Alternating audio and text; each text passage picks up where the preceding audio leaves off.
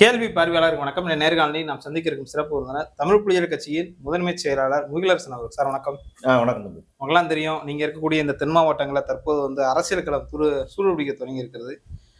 முக்கியமாக பார்த்தோம்னா சசிகலா அவர்களுடைய வருகை தென் மாவட்டம் முழுவதும் தற்போது பல்வேறு பேசுபொருளை ஏற்படுத்தியிருக்கு. முக்கியமாக பார்த்தோம்னா பசுமூன்ல அவங்க போட்ட கூட்டம் எதிர்கட்சிகள்லாம் ஒரு ஆடி போய் இருக்கக்கூடிய வகையில தான் ஒரு செயலை ஏற்படுத்தியிருக்கிறது. அதிர்ச்சியில எடப்பாடி பழனிசாமி அவங்களாம் பேச்சுவார்த்தை தற்போது கூட அவங்க எதிர்த்து பேச முடியாத சூழல்ல இருக்காங்க. பல்வேறு முன்னாள் அதிமுகவினுடைய அமைச்சர்களுடைய தொகுதியெல்லாம் குறி வச்சிருக்க மாதிரியான ஒரு கருத்துக்கள் இருந்தது. இதற்கு மத்தியில பார்த்தோம்னா, நான் பெங்களூர் சிறையில இருந்து நான் தமிழ்நாட்டில் ஏதாவது ஒரு சிறைக்கு மாறியிருந்தேன்னா இன்னைக்கு உங்களோட பேசியிருப்பேனா அப்படின்னு ஒரு கருத்து வச்சது பேசுபொருள் இருக்குது. எடப்பாடி பழனிசாமி இந்த அளவுக்கு ஒரு துரோகியா அப்படிலாம் இருப்பாரான்னு ஒரு கருத்து வைக்கிறாங்க. முதல்ல இந்த பசுமன் கூடத்தை எப்படி பாக்குறீங்க? அதாவது எதிர்கட்சிகள்லாம் ஆடி போயிருக்கிறாங்க அப்படின்ற ஒரு கேள்வி வச்சிங்க. திமுக பொறுத்த வரைக்கும் அப்படி ஒரு அவங்களுக்கு எந்த விதமான சலசலப்பும் அது கிடையாது. ஆனால் நம்ம இதில் பார்க்க வேண்டியது எடப்பாடி பழனிசாமியினுடைய அரசியல் யுக்தியை தான் நம்ம பார்க்கணும். ஓகே, இப்போ சசிகலா வருகைங்கிறது நம்ம கூட்டம் போட்ட பசும்பொன்ல கூட்டம் போட்டு தொடங்கியிருக்காங்கல்ல, அதுல இருந்து அவங்களுடைய நோக்கம் என்ன அப்படிங்கிறத அவங்க பாயிண்ட் ஆஃப் வியூ என்னங்கிறத நம்ம புரிஞ்சுக்க முடியும். அதாவது அது சமூகம் சார்ந்து அவங்க நகல்றாங்க. இப்போ அவங்க சிறையில் இருக்கிற போது இதெல்லாம் நடந்துச்சு அப்படிங்கிறத பற்றி நிறைய விஷயங்களை அவங்க சொல்றாங்க. இது எடப்பாடி பழனிசாமி தனக்கு என்னென்ன துரோகம் செய்தார் அப்படிங்கிறத பற்றி சொல்றாங்க. இது எல்லாமே எடப்பாடி பழனிசாமியினுடைய அரசியல் வாழ்க்கையவே சூனியமாக்கிடும். அந்த அளவுக்கு தான் அவங்க இன்னைக்கு மூர்க்கமா இன்னைக்கு இறங்கி இருக்கிறாங்க. குறைஞ்சது ஒரு 50 தொகுதியாவது அவங்க டார்கெட் பண்ணி முழுக்க எடப்பாடி பழனிசாமியை வெற்றி பெற முடியாத அளவுக்கு இவங்க செய்யறதுக்கான பல திட்டங்களை அவங்க வச்சிருக்காங்க. வெற்றி பெற முடியாது உங்களாலனா? கண்டிப்பா வெற்றி பெற முடியாது. ஆனா எடப்பாடி பழனிசாமியை வீழ்த்துறதா அவங்களுடைய நோக்கம். இல்ல, அதனால அவங்களுக்கு என்ன பலன்? அவங்க வெற்றி பெறணும்னு சொல்லி தானே ஒரு கட்சியெல்லாம் வச்சிருப்பாங்க. அதாவது இவங்க வர்றதுக்கான நோக்கமே, இவங்க ஒரு கட்சி தொடங்கி வேட்பாளரை நிறுத்தி ஆட்சி அதிகாரத்திற்கு வரணும் அப்படிங்கிற எண்ணம் இருந்திருந்தா சிறையில இருந்து வெளியே வந்த உடனே அவங்க செஞ்சிருப்பாங்க. அவங்களுக்கு அந்த எண்ணம் கிடையாது. ஆனா தனக்கு துரோகம் செஞ்சவங்களை வீழ்த்தணும் அப்படிங்கிற ஐடியால தான் அவங்க வந்திருக்கிறாங்க.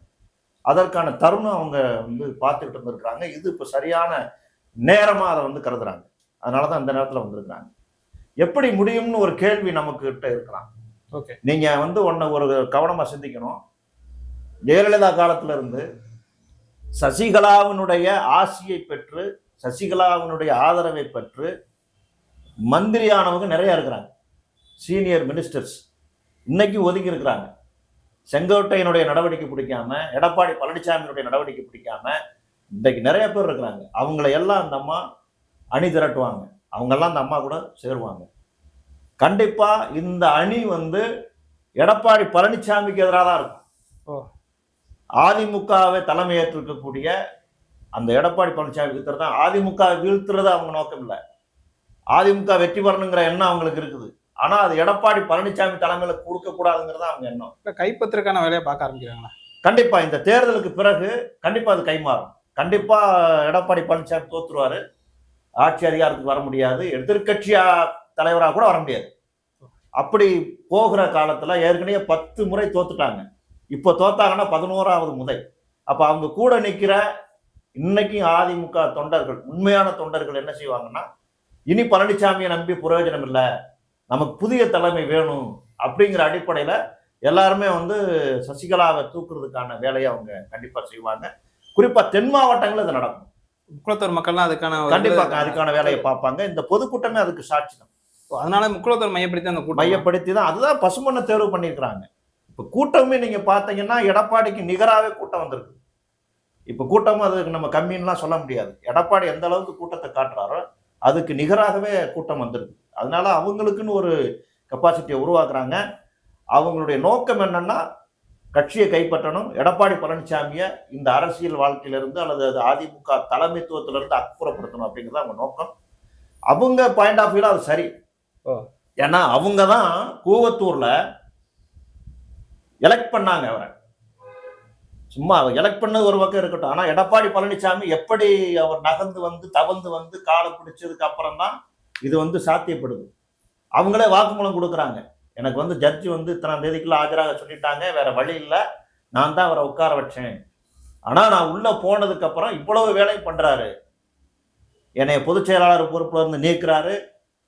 சிறையில வந்து எனக்கு 15 நாள் பரோல் ஆர்டர் ஆன பிறகும் இவர் சிஎம்மா இருந்துகிட்டு அதை 5 நாளா குறைக்கிறாரு. திடீர்னு என்ன பண்றாங்கன்னா, நீங்க அங்க இருக்க வேண்டாம், தமிழ்நாட்டு சிறைக்கு வாங்கன்றாங்க. அப்படி ஏன் கூப்பிட்டாங்கிறதோட நோக்கம் எனக்கு இப்பதான் தெரியுது. ஒருவேளை நான் வந்திருந்தா நான் உயிரோட இருந்திருக்க மாட்டேன்னு சொல்ல வர்றாங்க. நல்ல வேளை கடவுள் தான் என்னை காப்பாத்தினாங்க, நான் அங்கேயே இருந்துட்டேன்னு சொல்ல வர்றாங்க. இவ்வளவு பதவிக்காக இவ்வளவு துரோகம் பண்ற எடப்பாடி பழனிசாமியை எப்படி அவங்க வேடிக்கை பார்த்துக்கிட்டு இருப்பாங்க? அதனுடைய அந்த அந்த துரோகத்தை வீழ்த்துறதுக்கான யுக்தி தான் இந்த புதிய கட்சி ஜெயலலிதா, அதாவது சசிகலா ஆரம்பிச்சிருக்கக்கூடிய இந்த புதிய கட்சியினுடைய நோக்கமே அதான். ஓகே. இதுல முக்கியமா பார்த்தோம்னா சசிகலா பேசி முடிச்சு கிட்டத்தட்ட ஒரு 50 மணி நேரத்துக்கு ஆயிடுச்சு. ஆனா எதிர்க்கட்சி தலைவராக இருக்கக்கூடிய முக்கியமா தான் அதிமுகவுடைய பொதுச் செயலாளர் கூடிய எடப்பாடி பழனிசாமி எந்த ஒரு கருத்து தெரிவிக்காம இருக்கிறாரு. மாறாக கேபி முனிசாமி அவர்கள் தான் பேசுறாங்க. நீங்க ஜெயலலிதா அம்மா கிட்ட வந்து வேலை தானே பார்த்தீங்க, உங்க குடும்பம் எப்படி இவ்வளவு சொத்து வந்துச்சுன்னு ஒரு கருத்து வைக்கிறாங்க. ஏன் எடப்பாடி பழனிசாமி பேசாம முனுசாமி பேச எப்படி பார்க்கலாம்? அதாவது எடப்பாடி பழனிசாமி மட்டும் இல்ல, செல்லூர் ராஜு உள்ளிட்ட பல தலைவர்கள் இருக்கிறாங்க. செங்கோட்டையனையும் கோட் பண்ணிக்கிறாங்க. செங்கோட்டையனும் பேசல. ஆனா இவங்க யாரெல்லாம் குற்றம் சாட்டுறாங்களோ அவங்க யாருமே பேசல. அதுதான் நம்ம கவனிக்க வேண்டியது. அப்ப இவங்க சொன்னதுல ஒரு உண்மைத்தன்மை இருக்கு. வாயை கொடுத்தா மாட்டிக்கணும்னு அவங்க வாய் திறக்க மாட்டாங்க. கேபி முனிசாமி வந்து வேறு வழி இல்லாம எடப்பாடியோட நம்ம நெருங்கணும், எடப்பாடிட்ட இருந்து ஒரு முக்கியமான பொறுப்பு வாங்கணுங்கிறதுக்காக அவங்க வந்து இவர் இப்படி பேசுறாரு. அதுலயும் உண்மை இருக்கு. அது உண்மை இல்லைன்னு சொல்ல முடியாது. துணிச்சலா பேசுறாருன்னா அவர் அங்க நல்ல பேர் வாங்குறதுக்காக பேசுறாரு. இப்ப இவங்களே வந்து நம்ம வந்து தூய்மையானவங்க நம்ம சொல்லிட முடியாது. இவங்க வந்து தண்டிக்கப்பட்டவங்க தான். அது மட்டும் இல்ல, இன்றைக்கு இருக்கக்கூடிய அரசியல் சூழல்ல குறிப்பா இப்ப மதுக்கடைகள்லாம் இருக்குன்னு வச்சுங்களேன், அந்த மதுக்கடைகளுக்கு தமிழ்நாட்டில் இயங்கக்கூடிய பேருவாரியான, அதாவது பகுதி இப்ப கிட்டத்தட்ட ஒரு 4000 மதுக்கடைகளுக்கு இவங்க ஆலையில இருந்து தான் சப்ளை ஆகுது.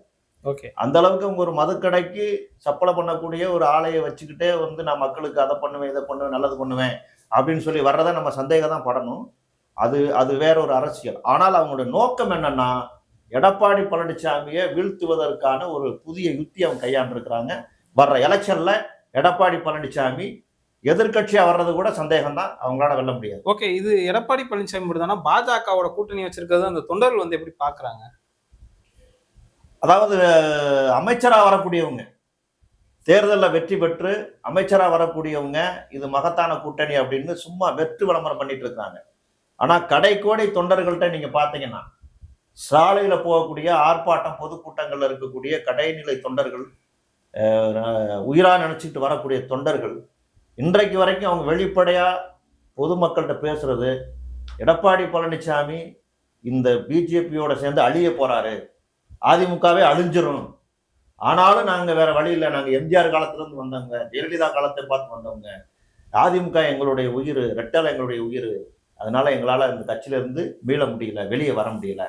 ஆனாலும் இந்த எடப்பாடி பழனிசாமி நிச்சயமா வந்து பாஜக வந்து விழுங்கிரும், கட்சி அழிஞ்சிரும், எடப்பாடி பழனிசாமி சுய லாபத்துக்காக இவர் வந்து இந்த வேலை செஞ்சுட்டு இருக்கிறாரு, எங்களுக்கு சுத்தமா உடன்பாடு இல்லைன்னு தொண்டர்கள் அப்படி நினைக்கிறாங்களா? கண்டிப்பா நினைக்கிறாங்க. நினைக்கிறது மட்டும் இல்ல, வெளிப்படையா பேசுறாங்க, சொல்றாங்க. நீங்க ஒரு சாதாரண வார்டு செயலாளர்கிட்ட, அதிமுக காரர்கிட்ட போய் நீங்க பேசி பாருங்க.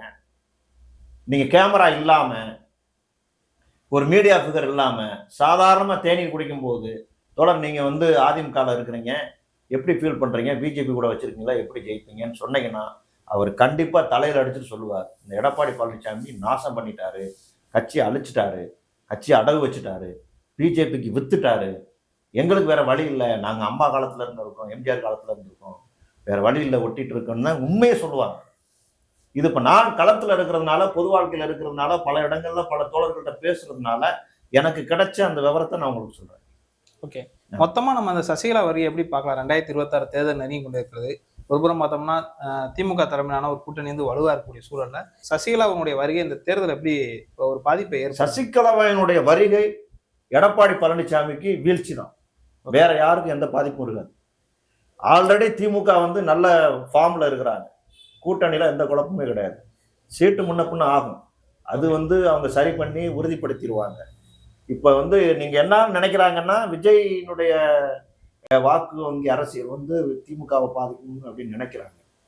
அப்படி இது எப்பயுமே உள்ளதுதான். உதிரியா குறையிறது கூடுறதுலாம் அது அது சகஜம். ஏற்கனவே சீமானுக்கு வாக்களிச்சாங்க, இந்த தடவை விஜய்க்கு. அவ்வளவுதான், அப்படித்தான் அது போகும். ஆனா இந்த சசிகலா வந்திருக்கிறது, அவங்க பேசுற பேச்சு, அவங்க அன்னைக்கு பசுமொன்ல பேசின பேச்சு எல்லாமே ட்ரெண்டிங் ஆகிட்டு இருக்குது.